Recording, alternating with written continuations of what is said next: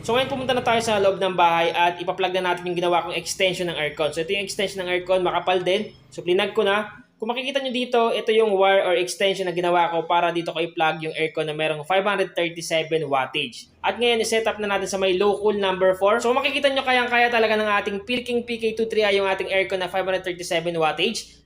So mga ka-Mindtech, susubukan natin ngayon yung Pilking PK23i. So lagay nyo sa bahay nyo, sa may labas dapat. Pero sa akin dito ko ilalagay sa may bodega or stock room kasi nga okay naman dito. So dapat i-full choke nyo sa una at i-on nyo yung fuel gauge. Then i-on nyo yung fuel cap sa taas. Pag na-on na, hilahin natin. So hilahin natin. Pag wala, try ulit natin. At pangalawang beses na wala pa, i-half choke lang natin. Pag-half choke, hila ulit. At automatic, umandar na. So ibalik natin. So kung mapapansin nyo, umaandar na yung ating Pilking PK23i at stable siya kasi nga 231 volts. At pag umilaw yan, ibig sabihin lang, meron ng power output. So lagyan na natin ng extension wire. So ilalagay ko ng extension wire. Makapal na yung nilagay ko ditong wire para pwede sa aircon.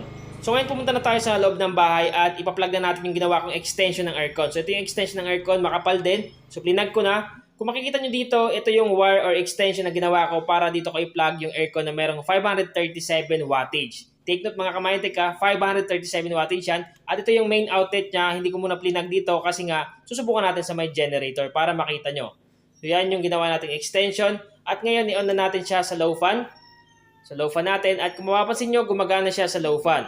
Subukan natin dito yung ating tissue at kung makita nyo, gumagalaw yung tissue kasi nga umaandar na yung aircon sa low fan.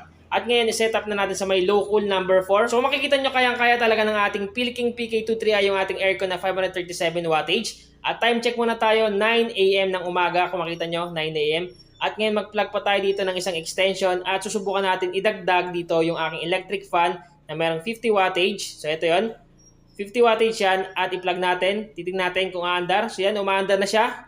50 wattage yan at subukan natin itong stand fan natin dito na meron lang 12 watts. Subukan natin pangdagdag lang dito sa load.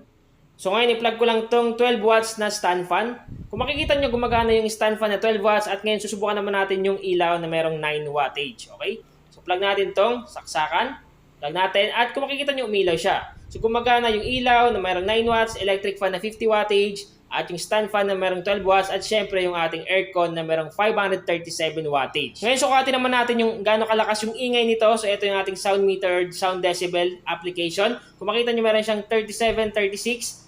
Then lumapit tayo sa may pinto kung saan medyo malapit yung generator. So meron lang 39, 41, 40, 42. So yan lang naglalaro dyan yung sound meter. At kung mapapansin nyo is isasagad pa natin yan sa number 6. Okay? So number 6 na natin yan para todo-todo na at subukan natin na tingnan kung gaano kalamig itong number 6 once na inactivate na natin. So labas muna tayo dito.